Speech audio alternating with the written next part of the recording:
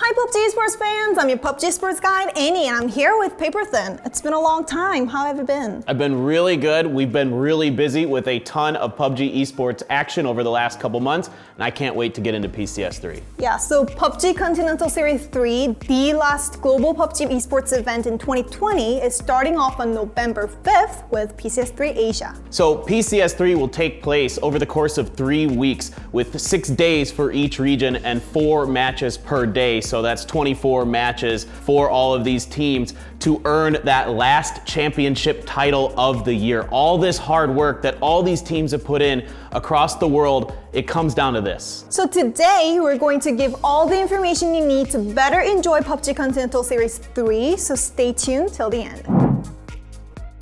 So first region to talk about is Asia. In Asia, we have 4 teams that have been participating in all PCS events like Tianba Esports, Infantry, 4AM, and OG and Entis. What do you think about these teams? Yeah, I mean, they're all very, very good teams, of course. I'm really excited about 4AM. They just won the PCL. They've looked really, really good throughout the event. Forever and Lu are playing incredibly well right now. They're the first team ever to win 2 PCL titles. Yeah, I know. I heard that they brought the trophy on the last day and they had a photo with 2 trophies of PCL. That's like the one and only.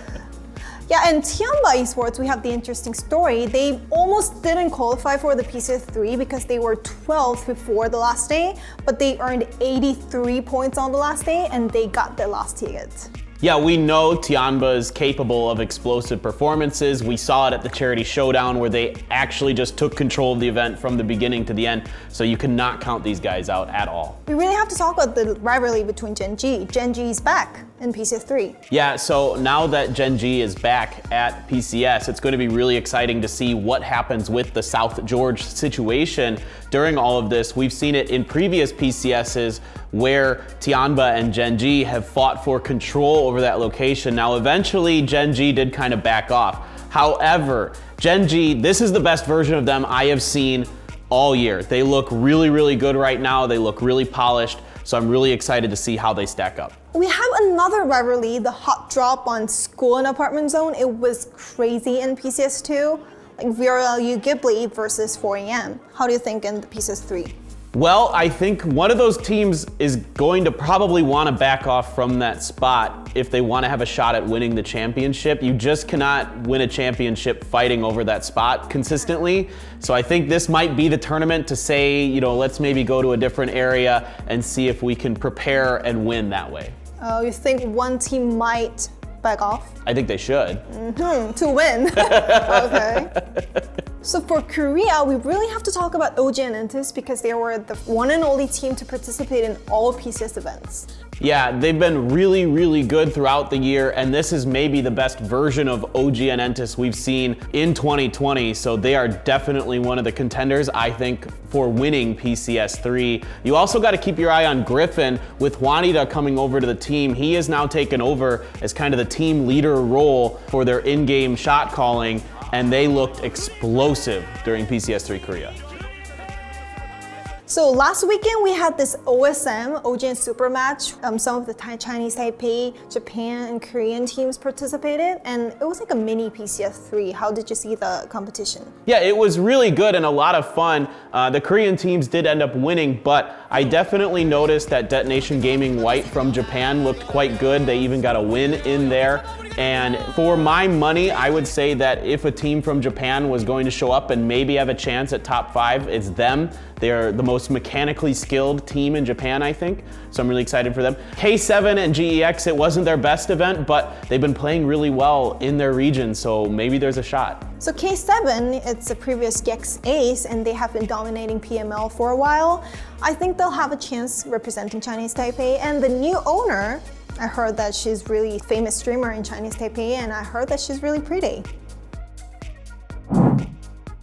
North America, we really have to talk about 3 big teams who have been constantly performing in all PCS North America events. Shoot to Kill, Sonics, and Oath. They were the first, second, and third in PCS3 group stage. Yeah, all three of these teams are really incredible. I mean, Oath wins PCS Charity Showdown. You have STK winning PCS1 with that incredible final game. And then you have Sonic showing us the power of pineapple on pizza, winning PCS2. So between these three, it feels like they're really your front runners.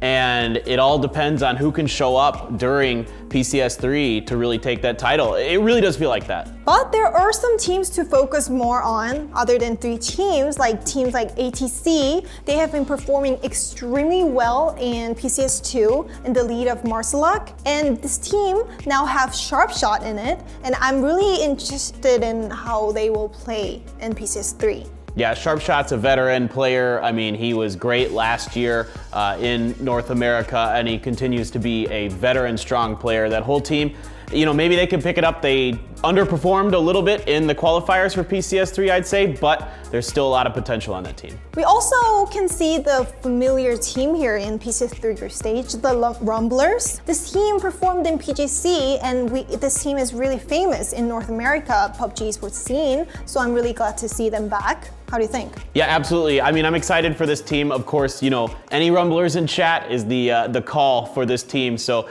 you love to see it. A lot of great players. They gave it a run at PGC last year. They really looked like they might be one of the teams we were talking about in the finals as a team to contend for a title. So we know there's talent here. Yeah, they know how to play in global events. So we also have another interesting news. Michael from Europe moved to Team Veras to play in North America in PUBG Esports scene. Yeah, this is Keenan's team. He's leading the way. Michael was on TSM, one of the teams that performed incredibly well at PGC last year. He's been playing with Redline in Europe, but he's taking his talents over to NA, and I'm really excited to see what they can do. The crazy part about NA is there's so many good teams with so many veteran players. There's a lot of dark horses that could absolutely unseat the top three teams here. I mean, I'm thinking about Duel, Dodge, the Houston Hard Shifts, the Guadalajara Gas Cans. I mean, there's so many talented players across here. I'm really looking forward to seeing how they perform. Yeah, so when we talk about North America, people say that there are prominent top three teams, the Sonics, Jutica, and Oath. But as Paperthin just mentioned, we do have a lot of underdogs coming up to arise. So let's see if this top three teams ends this rivalry or the new champion arise. Yeah, he really was kind of a zero to hero story, so I'm really excited to see this team on the stage. And I heard that he changes setting every 3 hours. It's insane. I think they're really, really fun to watch. They're a wild card in Europe. They play like nobody else does in Europe. And don't forget to like and subscribe.